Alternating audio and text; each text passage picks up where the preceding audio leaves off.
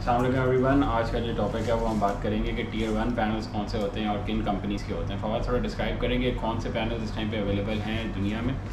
और ये टीयर 1 की जो लिस्ट है ये किस तरह जनरेट होती है, इसकी क्या बैकग्राउंड है। अच्छा, टीयर 1 की जो सोलर पैनल्स की लिस्ट है वो बेस्ड ऑन प्रोडक्शन नंबर्स होती है कि जिस कंपनी ने जितने ज़्यादा पैनल्स प्रोड्यूस किए होते हैं वो उतनी ज़्यादा रिलायबल कंपनी की कैटेगरी में फॉल कर जाती है। तो इसमें कोई पैनल्स की एफिशिएंसी या पैनल्स की आप कह सकते हैं कि पैनल्स की वेरिएशन, पैनल्स की वैरायटी, सोलर पैनल्स की साइजेस, वॉटेज, ये इतने इंपॉर्टेंट फैक्टर्स नहीं होते, क्योंकि एक क्राइटेरिया सेट किया हुआ है कि टीयर 1 की लिस्ट में वो कंपनीज फॉल करेंगी जिनके प्रोडक्शन नंबर्स मैक्सिमम होंगे, but then because of high production numbers वो जो वारंटी के क्लेम्स के प्रोसीजर्स है वो उसको भी फुलफ़िल करेंगे, उसको भी फॉलो करेंगे। तो एक मैकेनिज्म सेट है टीयर 1 की लिस्ट की क्राइटेरिया को फुलफ़िल करने का। उसमें अब आप देख सकते हैं कि वो कंपनी ज़्यादा से ज़्यादा आएंगी जो ज़्यादा प्रोडक्शन नंबर्स कर रहे हैं। इसमें एक वेरिएशन ये भी है कि जो LG या वो कंपनीज जिनके मॉड्यूल्स महंगे हैं या जो थोड़े ज़्यादा कॉस्टली हैं,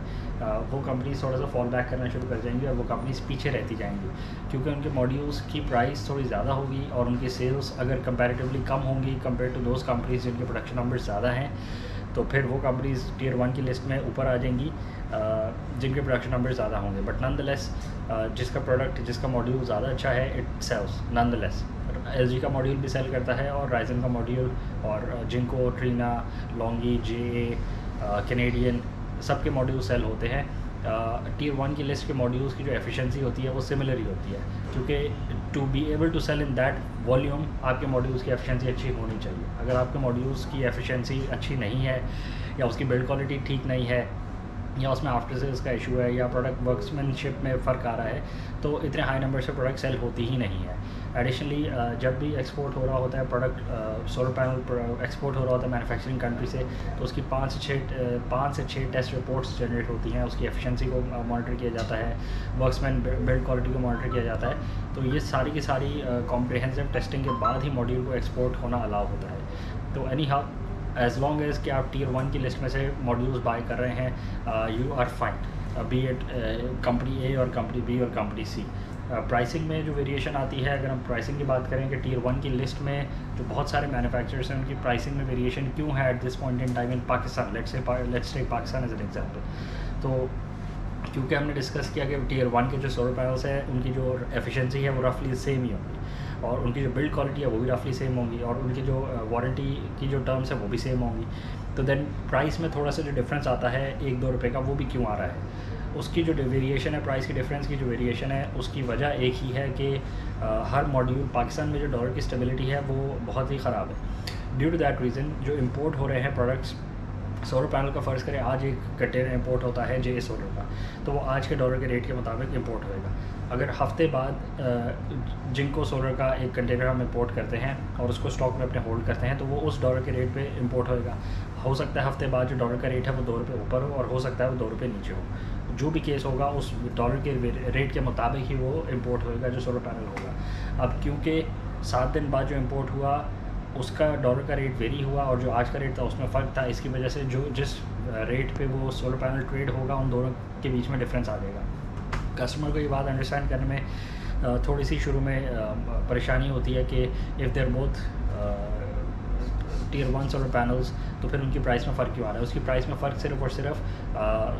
जब वो इंपोर्ट हुए थे इससे बेस करता है, प्लस जिस टाइम पे वो मार्केट में सेल हो रहे हैं उस पर डिपेंड करता है। ये भी होता है कि जैसे जैसे टाइम गुजरता जाता है पुरानी इंपोर्ट जो बेशक डिफरेंट रेट पे हुई हो, न्यू रेट्स पे ही वो सेल हो रहा होता है, क्योंकि ना आप मार्केट से ज़्यादा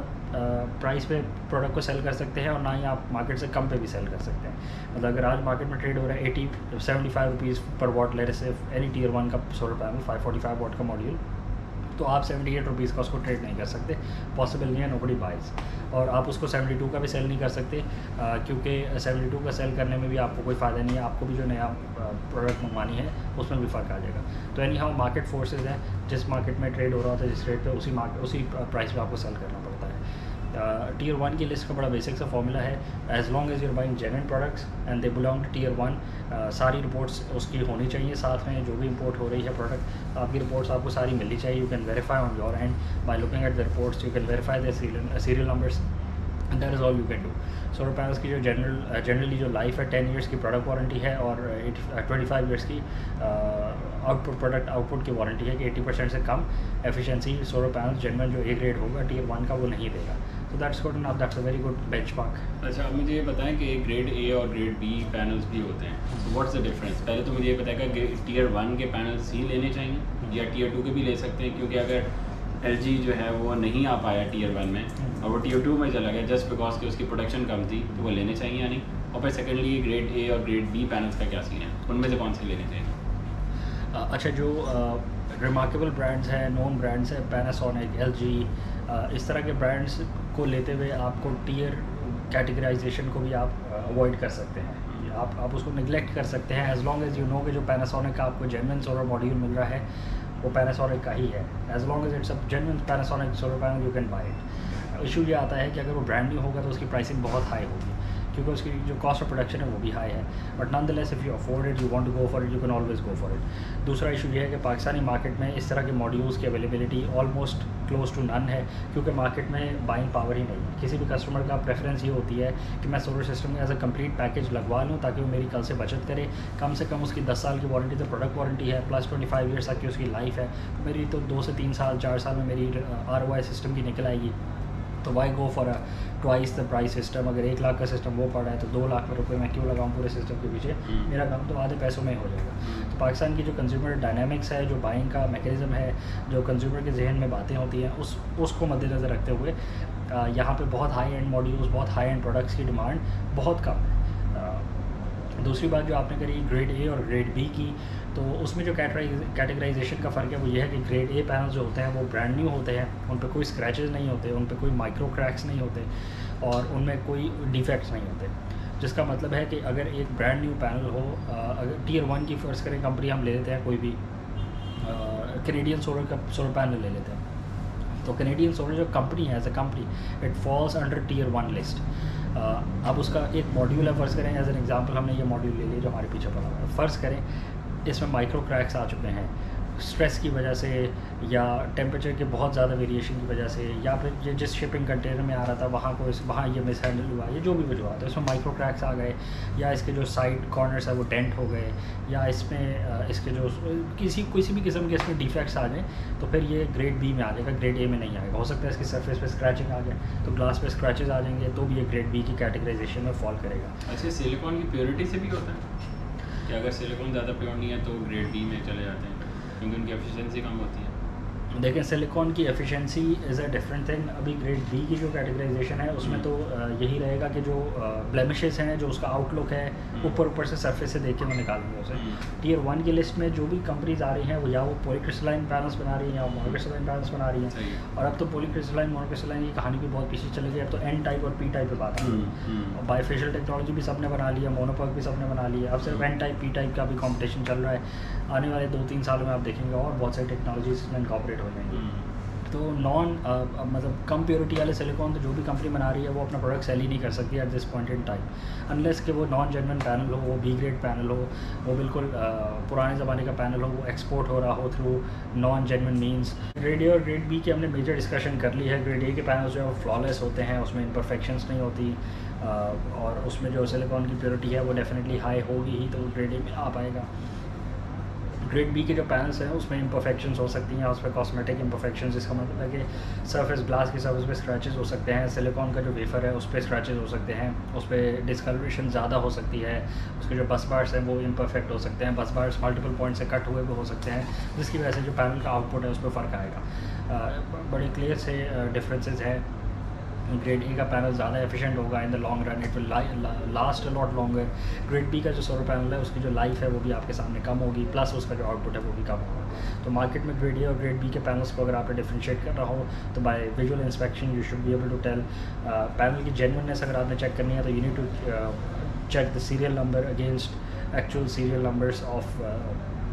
जो सोलर मैन्युफैक्चरर्स हैं। प्लस आपको ऑथराइज डीलर से ही लेना चाहिए जो सोलर पैनल अगर आपने जेन्युइन लेना है, ताकि उसके साथ जो डॉक्यूमेंटेशन है, COC रिपोर्ट है, PSI रिपोर्ट है, फ्लैश टेस्ट रिपोर्ट है और बाकी जो भी सारी डॉक्यूमेंटेशन के साथ आती हैं वो आपको जेन्युइन मिले, ताकि आपको पीस ऑफ माइंड हो गया आपने जो प्रोडक्ट बाय करी है वो जेन्युइन है, उतना आउटपुट वो देगी for through out it's life जो उसका मैन्युफैक्चरर ने रेकमेंड किया है। और in case of any product flaws manufacturer उस क्लेम को एंटरटेन भी करेगा क्योंकि जेन्युइन प्रोडक्ट होगी। अगर नॉन जेन्युइन प्रोडक्ट होगी और खुदा न खासा उसमें कोई मैन्युफैक्चरर का जो क्लेम है वो वेरीफाई नहीं हो पाता है तो फिर मैन्युफैक्चरर उसको एंटरटेन नहीं करेगा। बेशक आपके जहन में होगी जो बॉट है genuine product, but in reality it might not be a genuine product. तो इट्स ऑलवेज बेटर टू पे slightly high price for genuine products.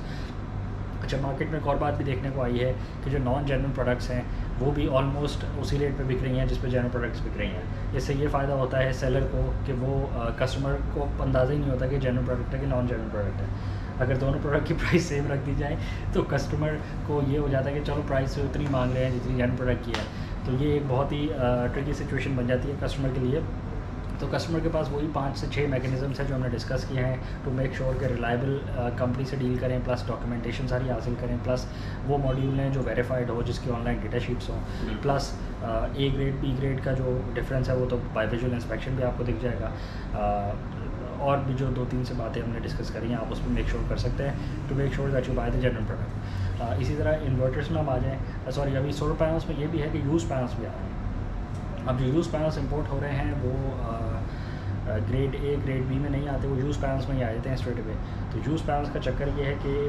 उनकी जो लाइफ है, how long have they been used for abroad, क्योंकि देखें हर मुल्क की अपनी रेगुलेशन होती है, हर कंपनी की अपनी रेगुलेशन होती है कि हमने जो सोलर पैनल्स इंस्टॉल करने हैं वो हमने इतने सालों के लिए करने हैं, क्योंकि इतने साल बाद जो नई टेक्नोलॉजी होगी वो आ चुकी होगी तो हमारा जो कार्बन फुटप्रिंट है वो और कम हो जाएगा। हम नई टेक्नोलॉजी के पैनल्स लगा लेंगे, पुराने को हम सेल ऑफ कर देंगे at margin of the price, क्योंकि पे बैक रिटर्न पीरियड तो हो चुका होता है। तो हर कंपनी की ब्रॉड डिफरेंट पॉलिसी होती है। Based on that policy they sell of their own products. Pakistan में जो कंप्यूटर्स आते हैं, जो स्टॉक लॉट का कंप्यूटर्स आते हैं, वो भी सारे इसी बेसिस पे आते हैं। पाकिस्तान में जो रिफर्बिश गाड़ियाँ आती हैं, जापान से आती हैं, जर्मनी से आती हैं, बाकी दुनिया से जो गाड़ियाँ आती हैं यूज़ वाली, वो भी इसी बेसिस पे आती हैं कि उन मुल्कों की पॉलिसी है कि हमने पुरानी गाड़ियाँ जब एक सर्टेन टाइम पीरियड तक हम उसको यूज़ कर चुके हों तो फिर हम उसके will sell it off to another country,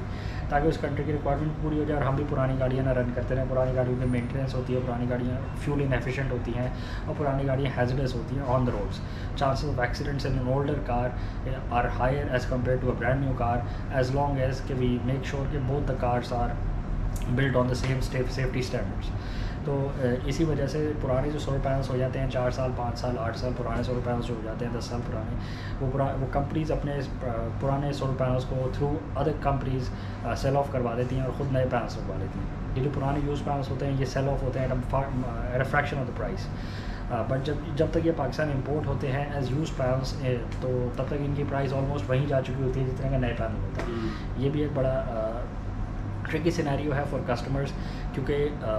यहाँ के जो सेलर्स हैं जो होलसेल में डील कर रहे हैं यूज़ पैनल्स में या जो B ग्रेड पैनल्स में डील कर रहे हैं, वो बड़े तेज़ी के साथ बड़ी चालाकी के साथ कस्टमर को ट्रिक करने की कोशिश करते हैं, जिसमें उनका मकसद ये होता है कि प्राइस ज़्यादा से ज़्यादा रखी जाए पैनल्स की, ताकि उसकी नॉन जेन्युइननेस की फीलिंग ही ना आए कस्टमर को ऑन देयर परचेज़। अब you can always go for used panels as long as they're cheaper. अगर यूज़ पैनल की प्राइस 80% रिड्यूस हो जाए, अगर एक ब्रांड न्यू पैनल है उसकी price let's say 80 rupees 100 rupees पर वॉट है फॉर, तो यूज़ पैनल अगर आपको 20-25 रुपीज़ में मिल जाता है, 30 रुपीज़ तक में मिल जाता है, तो then it's worthwhile to go for a solar panel जिसकी लाइफ तो हमें पता नहीं है ना, वो तो हो सकता है 2 साल चला, हो सकता है 20 साल चला वो सोलर पैनल, हो सकता है 10 साल चला होगा, वो भी डोंट नो। प्लस वो किस कंडीशंस में रन हुआ है हमें ये भी नहीं पता, वहाँ पे उसको कितना अब्यूज़ किया गया है, कितना उसको ट्रीट किस बिहेवियर के साथ ट्रीट किया गया है, कितना टाइमली सरफेस क्लीनिंग करी गई है, जो भी मामला आता है उसके साथ हम वी डोंट नो। हमें उसकी वर्किंग कंडीशंस का भी नहीं पता, हमें ये भी नहीं पता कि कितनी लाइफ के लिए वो रन किया है, हमें ये भी नहीं पता कि सिस्टम को अब्यूज़ किया गया है, ओवर वोल्टेज कर दिया गया हो, ओवर करंट कर दिया, we don't know anything. So in that case it's better to be safe than sorry। 25% of the cost पे 20-25% of the कम है कंपेरेबल ब्रांड न्यू प्रोडक्ट की कॉस्ट पे अगर वो पैनल मिल जाता है तो then it's worthwhile, it's a good product to buy।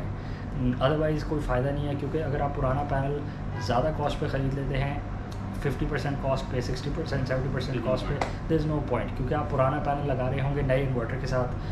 जो आपका सोलर PV सिस्टम डिज़ाइन होएगा आपकी रेजिडेंस या आपके कमर्शियल इंस्टॉलेशन या इंडस्ट्रियल इंस्टॉलेशन पे, तो आपका जो सिस्टम होगा उसके बाकी सारे कंपोनेंट्स ऑलमोस्ट ब्रांड नहीं होंगे, इन्वर्टर भी नया होगा, वायरिंग भी नहीं होगी, स्ट्रक्चर पे भी कॉस्ट आएगी, बाकी all accessories PV balance of system will be brand new. But जो सोलर पैनल्स जिन्हें इलेक्ट्रिसिटी प्रोड्यूस करनी है वो कंपोनेंट पुराना होगा, तो सिस्टम आपको फिर ROI नहीं देगा कि बाकी सारी चीज़ें ब्रांड न्यू है बट ये सिस्टम, ये सोलर पैनल्स जो ये अंडर परफॉर्म करेंगे due to them being old, जिसकी वजह से आपके सिस्टम की परफॉर्मेंस बहुत कम हो जाएगी, तो जो आपका टोटल जो आपको कॉस्ट सेविंग करनी थी वो फ़ायदा ही नहीं हुआ होगा। तो it's always better to go for brand new panels unless you get panels at 20% of the cost जो यूज़ पैनल्स हो, but then again they should be very good condition panels, उनकी कंडीशन बेहतरीन होनी चाहिए, उनके वोल्टेज और amperage जो हैं वो बहुत कम नहीं होने चाहिए, they should be very close to their rated capacity, plus they should be genuine panels, उनमें कॉस्मेटिक इम्परफेक्शंस भी नहीं होनी चाहिए, और the dealer should be able to give you some kind of warranty for a couple of years कि इनकी जो genuineness है आप उसको वेरीफाई कर सकते हैं, ऑथेंटिकेशन को चेक कर सकते हैं। Anyhow as long as they're genuine panels you can always verify them by going on the manufacturer's website, you can check them out over there, barcode भी होता है पीछे उसके थ्रू आप जाके वहाँ से बिल्कुल, और एज लॉन्ग एज कि वो जेन्युइन पैनल्स पे जो सीरियल नंबर मेंशन है वो जेन्युइन है, वो फेक नहीं है, you can always verify that bye plugging it into the manufacturer's website and verifying it over there. You always have that option. तो यूज़ पैनल्स का भी पाकिस्तान में जो मसला है वो यही है कि हाईली प्राइस्ड है, बहुत हाई प्राइस है, मतलब 20% ऑफ द कॉस्ट पे अगर आ जाए, वहाँ पे हमें 10% पे पड़े, यहाँ आते हैं अगर 20-25% तक की कॉस्ट अगर वो आ जाए तो वो फीजिबल बनते हैं, वरना वो बेकार है, there is no point of going for that. कुछ और ऐड करें? मेरा ख्याल है काफ़ी डिटेल में हमने ये दोनों चीज़ें एक्सप्लेन करी हैं, आज इसको यहीं पे क्लोज़ करें और फिर आगे देखते हैं इंशाल्लाह नेक्स्ट वीडियो में। Thank you. 15 मिनट की